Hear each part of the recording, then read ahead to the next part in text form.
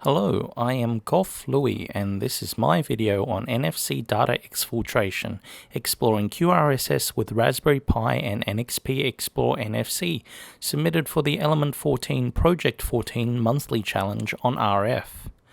I don't normally do videos, but this week I received a surprise care package from Tariq Ahmed, which contained this postcard. Happy Makevember, Goff Louie, along with an invitation to join the RF competition. As a radio enthusiast and a ham radio licensee, I thought it was a good idea that I join.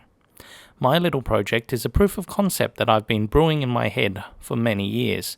In fact, it uses this 8-year-old Raspberry Pi Model A SanDisk 4GB microSD card in an adapter with the latest version of Raspbian Buster and the NFC libraries and NXP Pi installed, a Wi-Fi dongle, as the Model A has no connectivity otherwise, which plugs into the only USB port on the board, and an NXP explore-nfc board, which is ordinarily used to read and write contactless cards. As ISO standard contactless cards operate on 13.56 MHz, the NFC radio on this, or in your mobile phone, could be abused to exfiltrate data over longer distances using slow modulation of the field, for example with QRSS. The board plugs neatly over the 26-pin header and the assembly is complete. To test this, you will need a communication receiver, such as this handy ICOM ICR20, which supports receiving CW and SSB transmissions down at 13.56 MHz. Right now you're hearing just noise as there isn't any NFC devices nearby. Bringing my mobile phone and enabling NFC, we can hear the carrier being pulsed as the phone searches for a card and goes into energy-saving sleep.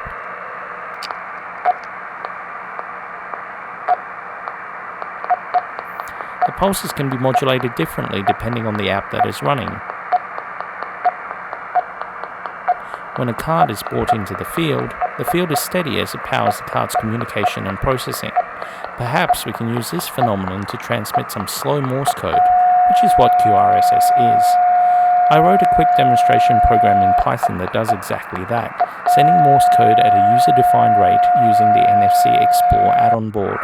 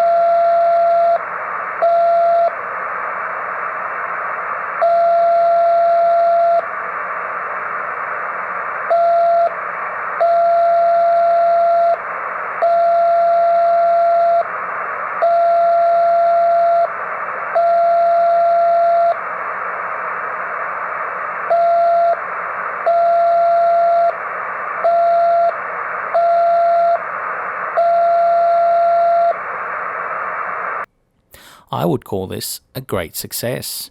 Downsides include the inability to run other forms of modulation other than on-off keying, with a limited range due to the NFC antenna design, which is designed for near-field induction rather than long-range transmission. However, with just 0.5 second dot lengths, the signal was audible 70 meters away and could possibly be resolved by FFT even further as QRSS exploits low bandwidth to pull signals out of the noise. The frequency is also locked to 13.56 MHz, which means that signals from other NFC readers can compete and interfere, as well as other users of the ISM band. But knowing this, phones without NFC radios are perhaps advantageous for security, as that may be one less route for potential data exfiltration. This has been Goff Louie for element14's RF Project 14 in November 2019. Happy holidays.